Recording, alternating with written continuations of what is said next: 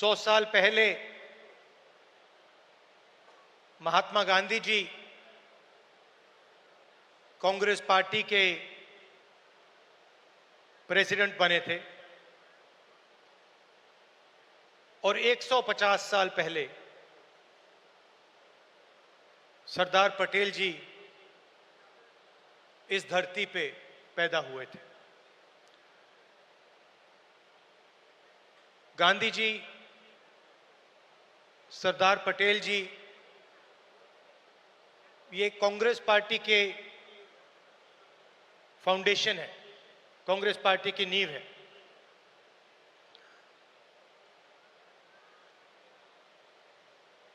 भाषण का मेरा एक प्लान था,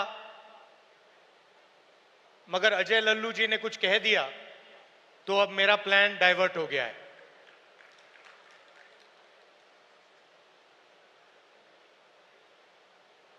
अभी उन्होंने कहा कि मैं पिछड़ों के लिए, दलितों के लिए, आदिवासियों के लिए, गरीब लोगों के लिए काम कर रहा हूं। वो सच है, मगर उन्होंने बात जोड़ी कि आने वाले समय में लोग मेरा नाम याद करेंगे और जैसे ही ये शब्द उनके मुंह से निकले तो मुझे एक बात याद आई।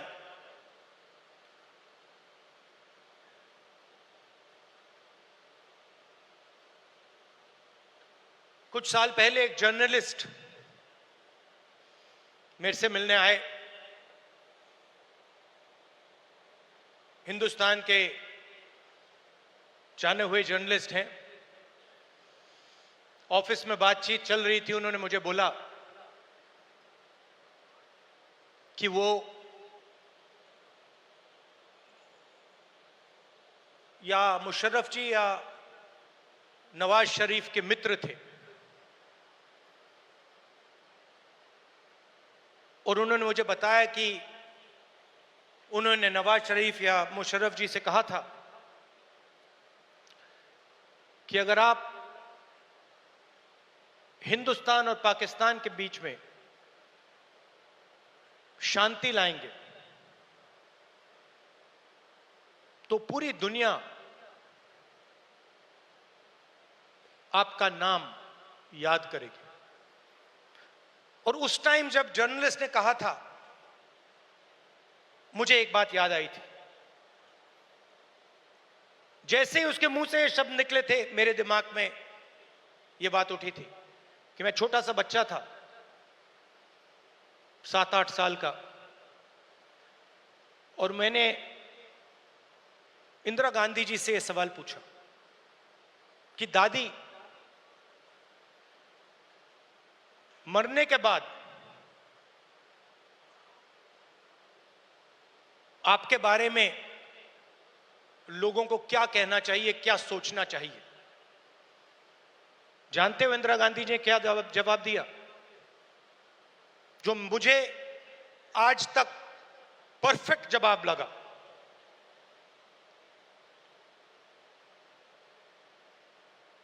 उन्होंने कहा, राहुल, मैं अपना काम करती हूं, मरने के बाद लोग मेरा क्या सोचें क्या ना सोचें मुझे कोई फर्क नहीं पड़ता है। मुझे इंटरेस्ट अपने काम से है और अगर पूरी दुनिया मेरे मरने के बाद मुझे भूल जाए वो भी मेरे लिए मंजूर है, अगर मैंने अपना काम पूरा किया। तो यही मेरी सोच है। लोग क्या सोचेंगे क्या नहीं सोचेंगे मुझे कोई फर्क नहीं पड़ता। सच्चाई क्या है और मुझे क्या करना है वो मैं करना चाहता हूं।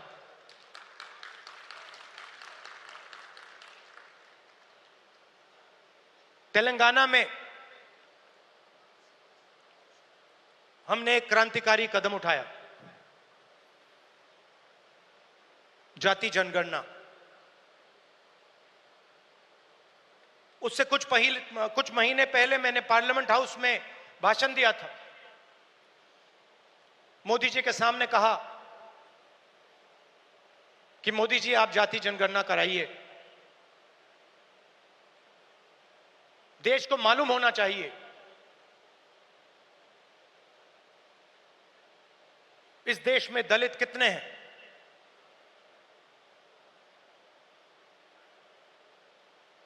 पिछड़ा वर्ग कितना है,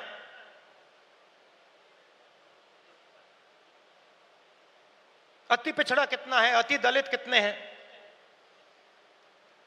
आदिवासी कितने हैं, माइनॉरिटीज कितने हैं, गरीब जनरल कास्ट के कितने लोग हैं।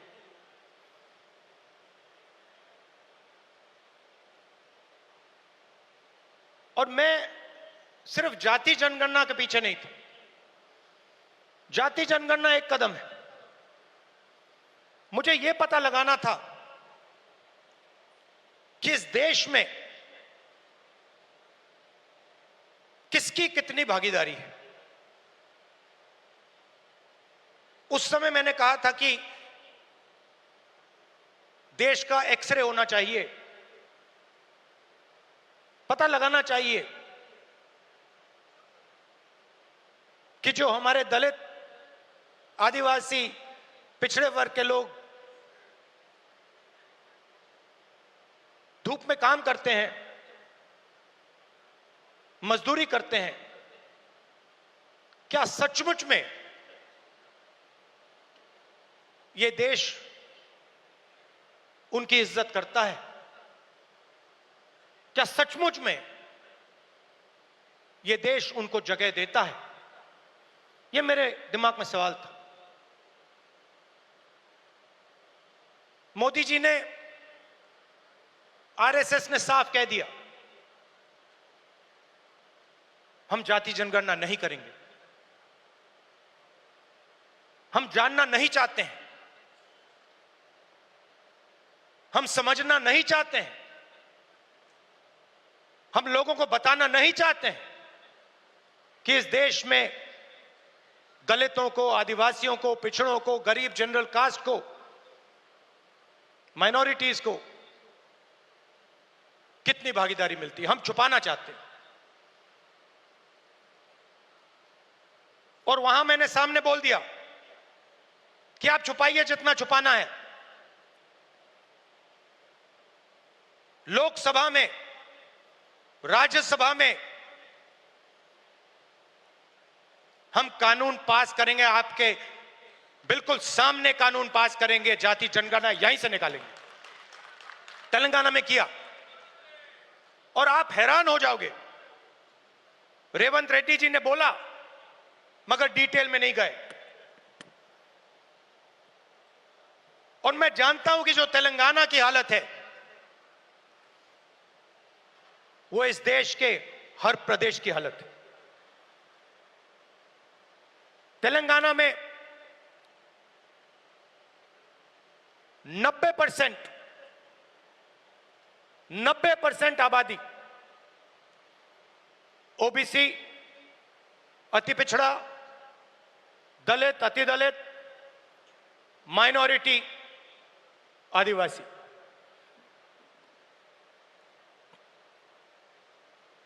तेलंगाना का कॉर्पोरेट सेक्टर देखिए, मालिकों की लिस्ट, सीईओज की लिस्ट, सीनियर मैनेजमेंट की लिस्ट, 90% में से आपको एक व्यक्ति नहीं मिलेगा।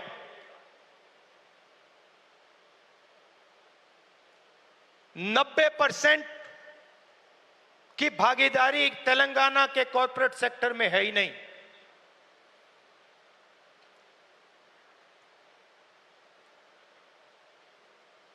आजकल 21वीं सदी में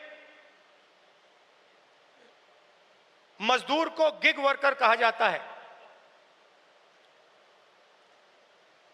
वो घरों में खाना ले जाते हैं, घरों में खाना पकाते हैं, पिज्जा ले जाते हैं, अमेज़न की डिलीवरी ले जाते हैं, धूप में ले जाते हैं, सड़क पे मरते हैं। तेलंगाना में उनकी लिस्ट निकाली, सारे के सारे या ओबीसी या दलित या आदिवासी। अब तेलंगाना में जाति जनगणना ने एक बिल्कुल नया औजार दिया है। तेलंगाना में हम सचमुच में विकास का काम कर सकते हैं। तेलंगाना में हम पिन पॉइंट एक्यूरेसी के साथ भागीदारी के बारे में हर सेक्टर में आपको बता सकते हैं। और मैं खुश हुआ कि जाति जनगणना होने के एकदम बाद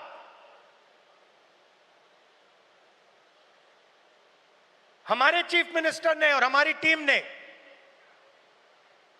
ओबीसी रिजर्वेशन को 42% तक पहुंचा दिया है।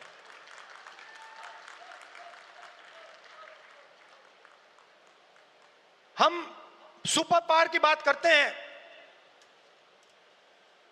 मगर जब धन की बात होती है, भागीदारी की बात होती है, कॉर्पोरेट इंडिया की बात होती है,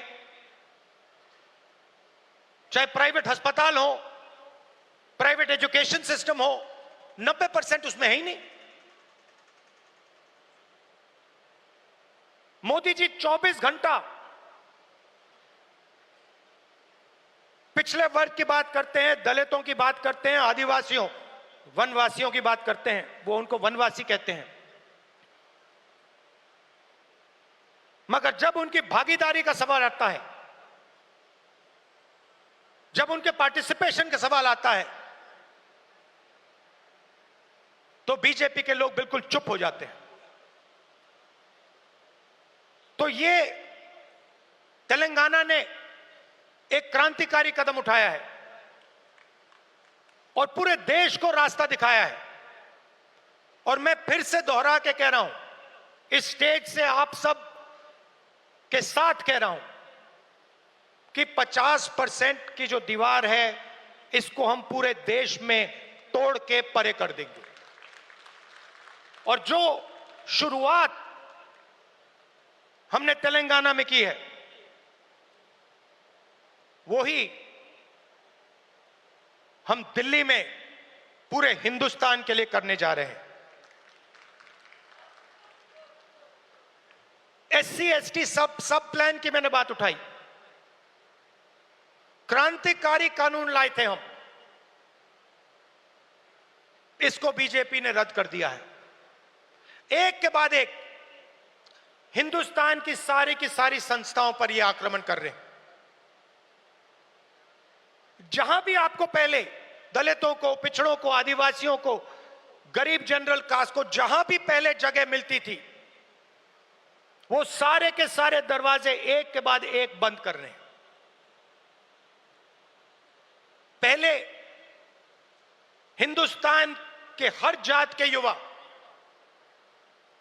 सेना में जा सकते थे, पेंशन मिलती थी, शहीद का दर्जा मिलता था, एक्स सर्विसमैन स्टेटस मिलता था। उसमें सब लोग जा सकते थे, खत्म कर दिया। आज हमारी सरकार युवाओं को कहती है कि अगर आप युद्ध में शहीद होगे और अगर आप अग्निवीर हो, तो हम आपको ना पेंशन देंगे, ना शहीद का दर्जा देंगे। आपके साथ में जो लड़ रहा है उसको मिलेगा, मगर आपको नहीं मिलेगा। रास्ता किसके लिए बंद किया? गरीबों के लिए, गरीब जनरल कास्ट, दलित, पिछड़ा वर्ग, अति पिछड़ा वर्ग, आदिवासियों के लिए पहले पब्लिक सेक्टर हुआ करता था, उसमें हर जात के लोग जा सकते थे। Steel authority India, BHEL, BSNL, HAL, ये आप सबको, पूरे देश के युवाओं को रोजगार देते थे, अपॉर्चुनिटी देते थे। एक के बाद एक इनको बंद किया जा रहा है।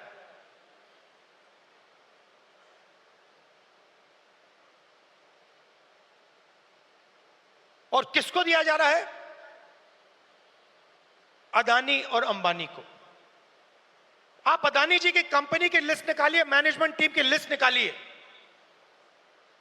अंबानी जी की मैनेजमेंट टीम की लिस्ट निकालिए, बाकी कॉर्पोरेट्स की मैनेजमेंट लिस्ट निकालिए, आपको एक दलित, एक आदिवासी, एक पिछड़ा वर्ग का नहीं मिलेगा। तो 90% का कुछ बचा ही नहीं। 90% के लिए मजदूरी, बेरोजगारी, और हिंदुस्तान के सारे airport, ports, defence industry, cement industry, जो भी चाहते हैं अदानी जी को। छत्तीसगढ़ में माइन चाहिए, बस्तर में माइंस चाहिए, मिलेंगी। झारखंड में माइंस चाहिए, बिहार में माइंस चाहिए, मिलेगी। बंबई का एयरपोर्ट चाहिए, ले लो। लखनऊ का एयरपोर्ट चाहिए, ले लो। डिफेंस इंडस्ट्री चाहिए, ले लो। HAL को परे करो, BHEL को परे करो, बनाओ जो बनाना है। तो सारा का सारा धन, सारी की सारी अपॉर्चुनिटीज 90% से छीनी जा रही है। पहले नरेंद्र मोदी अमेरिका गए, याद है आपको? गले लगे थे, याद है? इस बार गले लगने वाली फोटो देखी आपने? देखी? कहां गायब हो गई? राष्ट्रपति ट्रंप ने ऑर्डर दिया, जिनको मोदी जी अपने मित्र कहते हैं, ऑर्डर दिया, सुनो, इस बार गले नहीं लगेंगे, इस बार नए टैरिफ लगाएंगे। चूं तक नहीं निकली, आज तक गायब है। जनता का ध्यान वहां ना चला जाए तो पार्लियामेंट में 2 दिन ड्रामा चलाया। मगर सच्चाई है कि आर्थिक तूफान आने वाला है। कोविड आया था, नरेंद्र मोदी जी ने थाली बजवाई, मोबाइल फोन की लाइट दिखवाई। अब आर्थिक तूफान आ रहा है, सामने है। करोड़ों लोगों को नुकसान होगा। 50 साल से सबसे ज्यादा बेरोजगारी आज है। कहां गए नरेंद्र मोदी? कहां छुप गए हैं?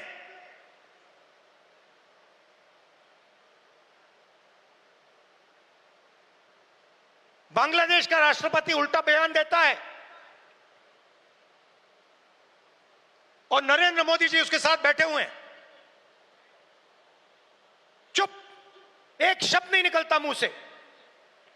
कहां गई 56 इंच की छाती?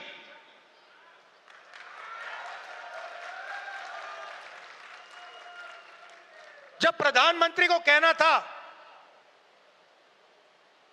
इंदिरा गांधी से एक बार किसी ने पूछा, डू यू लीन लेफ्ट और राइट?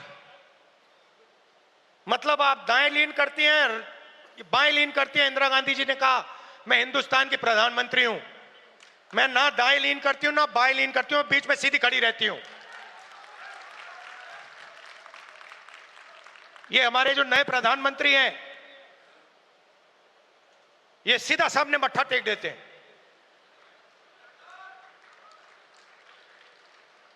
सच्चाई है हिंदुस्तान की, और विचारधारा की लड़ाई है।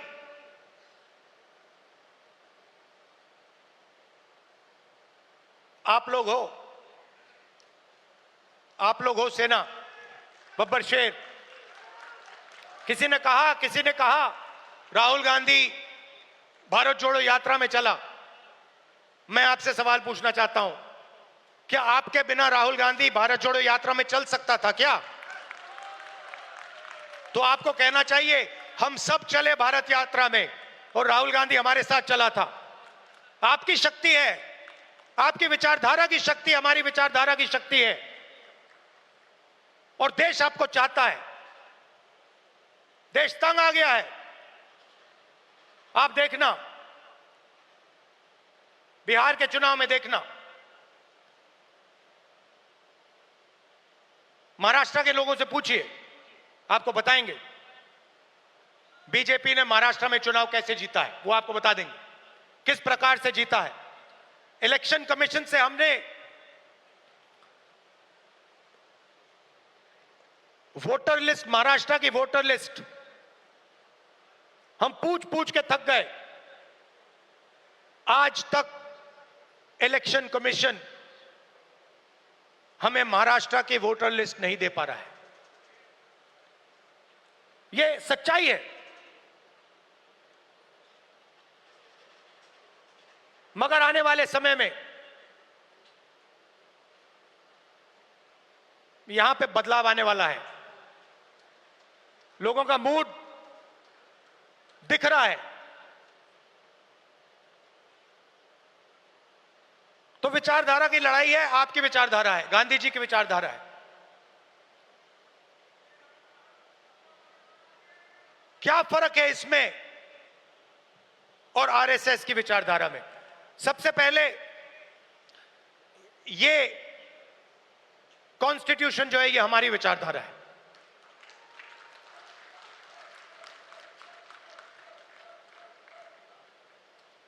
इसमें गांधी जी की, अंबेडकर जी की, पटेल जी की, बुद्ध भगवान की, नारायण गुरु जी की, गुरु नानक जी की, कबीर जी की, बसवना जी की विचारधारा है। यह 70 साल पुराना डॉक्यूमेंट नहीं है, यह हजारों साल पुरानी सोच है, और यह आपकी है। आपके खून, आपके पसीने ने, कांग्रेस पार्टी के खून, कांग्रेस पार्टी के पसीने ने यह कॉन्स्टिट्यूशन देश के साथ बनाया है, और आज इस पर आक्रमण हो रहा है।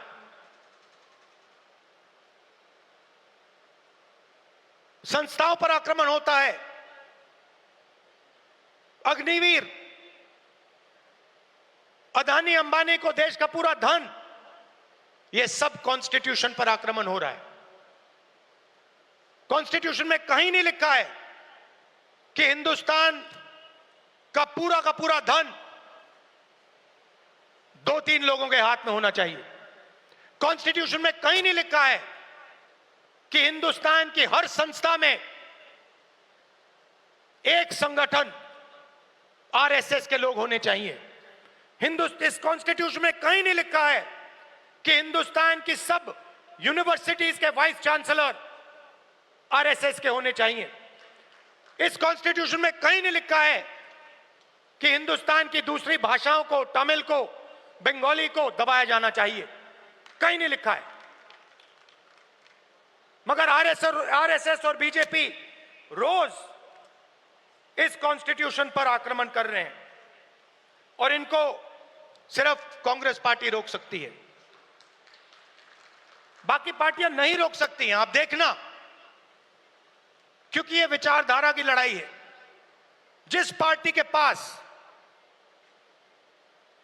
विचारधारा नहीं है, क्लैरिटी नहीं है, वो बीजेपी, आरएसएस के सामने नहीं खड़ी हो सकती। जिस पार्टी के पास विचारधारा है, वो ही आरएसएस और बीजेपी का मुकाबला कर सकती है और वो ही आरएसएस और बीजेपी को हराएगी। और आजादी से पहले एक बात याद रखिए, भूलिए मत,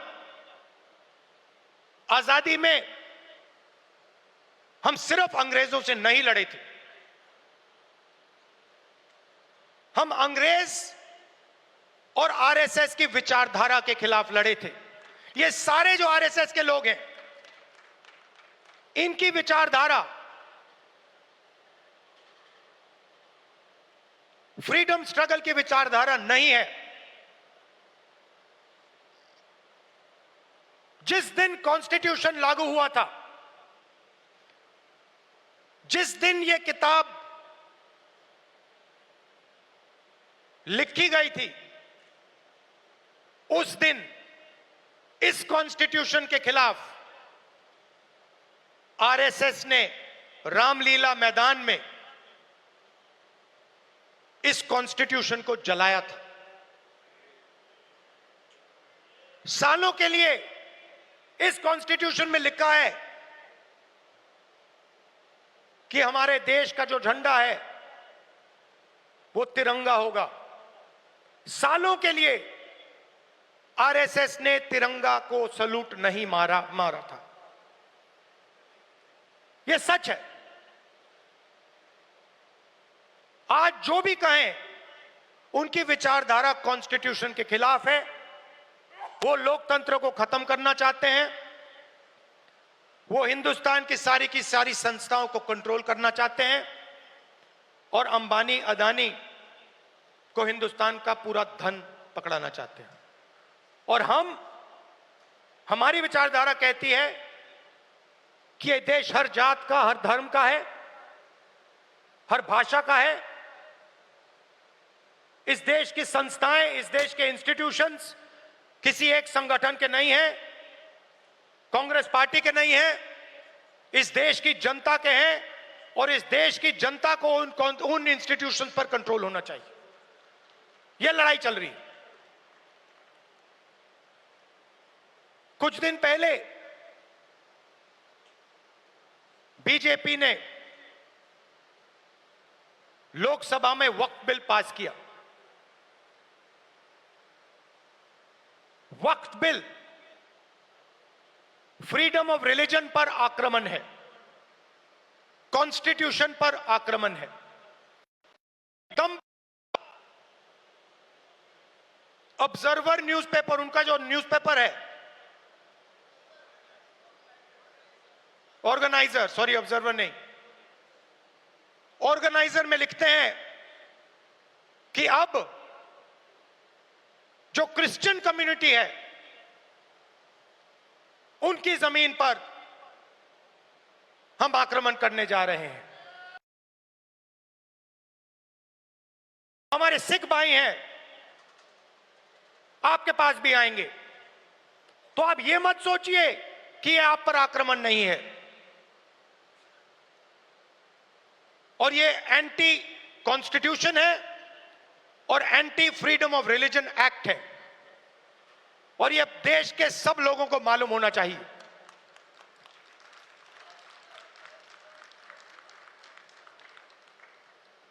तो हम चाहते हैं कि हर कम्युनिटी, हर धर्म, हर भाषा को इस देश में इज्जत मिले, रिस्पेक्ट मिले, जगह मिले। हम चाहते हैं कि यह देश सब लोगों का हो और हर धर्म, हर जात, हर भाषा को इस देश से फायदा मिले। यहां पीछे जूली जी हैं, कहां हैं आप? जूली जी कहां हैं? जूली जी टिकाराम जूली जी कहां है भाई? हाँ, जूली बुलाइए उनको।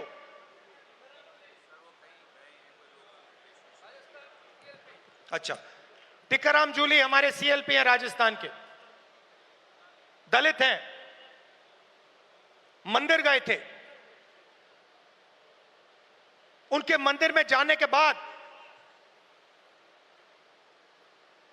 बीजेपी के नेताओं ने मंदिर को साफ करवाया, धुलवाया, और वो अपने आप को हिंदू कहते हैं। एक दलित व्यक्ति को मंदिर में जाने का अधिकार नहीं देते हैं, और जब जाता है तो फिर मंदिर को धुलवाते हैं। ये हमारा धर्म नहीं है, ये हमारा धर्म नहीं है। हम भी अपने आप को हिंदू कहलाते हैं, मगर ये हमारा धर्म नहीं है। हमारा धर्म वो है जो हर व्यक्ति का आदर करता है, हर व्यक्ति को रिस्पेक्ट देता है। और ये जो बात है, चाहे ये दलितों के खिलाफ हो, पिछड़ों के खिलाफ हो, ये बीजेपी के हर कार्यकर्ता के दिल के अंदर छुपी हुई है। ये है आप में और उनमें फर्क। आपके लिए चाहे दलित हो, आदिवासी हो, पिछड़े हो, महिला हो, अल्पसंख्यक हो, आप सबकी रिस्पेक्ट करते हो। हमारा हर कार्यकर्ता हिंदुस्तान के हर व्यक्ति की रिस्पेक्ट करता है। उनके दिल में नफरत भरी हुई है। 21वीं सदी में वो कह नहीं सकते हैं क्योंकि कॉन्स्टिट्यूशन है, मगर दिल में जो उन्होंने जूली साहब के साथ किया, वही वो आप सबके साथ करना चाहते हैं। ये उनकी सच्चाई है, और लड़ाई इसी बात की है। हमारे लिए सब लोग इंसान हैं, सब लोगों से हम मोहब्बत करते हैं, सब लोगों की हम रिस्पेक्ट करते हैं।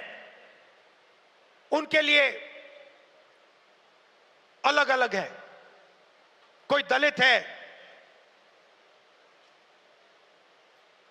उसको मंदिर में नहीं जाना चाहिए। कोई मोची है, उसे सॉफ्टवेयर इंजीनियर नहीं बनना चाहिए। कोई गरीब किसान का बेटा है, उसे अंग्रेजी नहीं सीखनी चाहिए। ऐसा हिंदुस्तान हमें नहीं चाहिए, और हम होने भी नहीं देंगे। आखिरी बात आपसे कहना चाहता हूं संगठन के बारे में। कांग्रेस प्रेसिडेंट, वर्किंग कमेटी और पार्टी के सीनियर नेताओं की काफी मीटिंग हुई है, और हम चाहते हैं कि जो हमारे डिस्ट्रिक्ट प्रेसिडेंट्स हैं, उन्हें हम पार्टी की नींव बनाएं। और हम चाहते हैं कि उन्हें, जो हमारे डिस्ट्रिक्ट प्रेसिडेंट्स हैं, डिस्ट्रिक्ट कमेटीज हैं,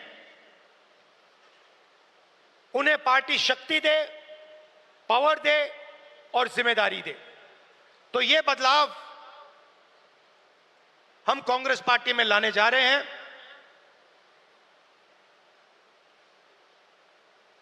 डिस्ट्रिक्ट कमेटी और डिस्ट्रिक्ट प्रेसिडेंट को हम पार्टी का फाउंडेशन बनाने जा रहे हैं।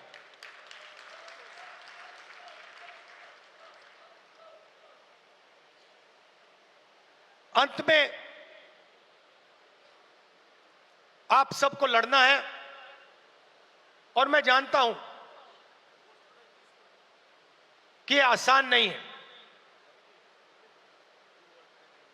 क्योंकि उनके पास धन है, उनके पास हिंदुस्तान के सारे इंस्टीट्यूशंस हैं, उनके पास सब कुछ है। मगर जीत हमारी होगी, क्योंकि हमारे पास सच्चाई है और देश की जनता का प्यार है। तो घबराने की कोई जरूरत नहीं है। आप देखना, आने वाले समय में कांग्रेस पार्टी, बीजेपी और आरएसएस का क्या करने जा रही है। अब मुझे पीछे से कह रहे हैं कि जो हमारे साउथ के लोग हैं उनके लिए अंग्रेजी में बोलना है, तो थोड़ा सा मैं अंग्रेजी में बोलता हूं। Brothers and sisters, the fight is about the Constitution. This Constitution was prepared by the Congress Party, by the people of India, by Mahatma Gandhi, Ambedkar, Jawaharlal Nehru, Sardar Patel ji, Ambedkar ji. This Constitution is under attack. This Constitution is an ideological document that reflects the ideology of the Congress Party. It does not reflect the ideology of the Sangh Parivar or the RSS. And that is why they are intent on destroying this Constitution and capturing all the institutions that emerge from it. It is our duty as Congress members to protect this Constitution, to protect the rights of every single Indian, all communities, all languages, all genders.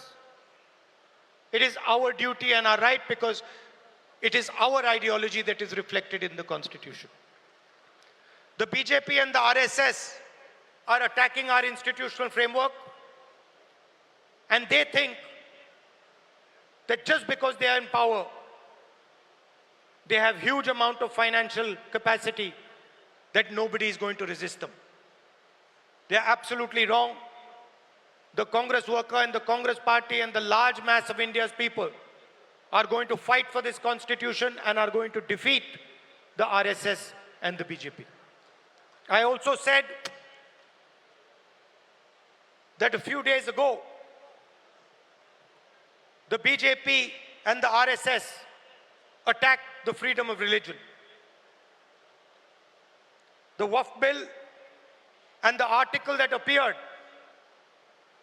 in the RSS magazine, the organizer, where they said that they are now going to attack the land of our Christian brothers and sisters, are both attacks on the Constitution of India.